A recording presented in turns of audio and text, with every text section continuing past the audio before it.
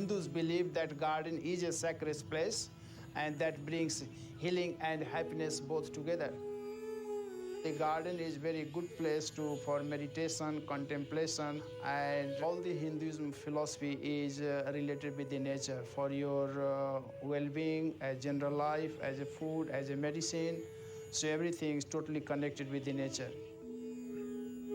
Every plant has different types of importance, so we choose according to that our need, that what beneficial for our body, so we choose that type of plant in our garden.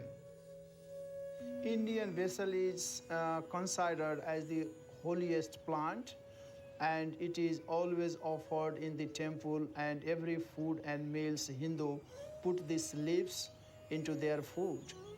And this has scientifically it releases so much oxygen than any other plant.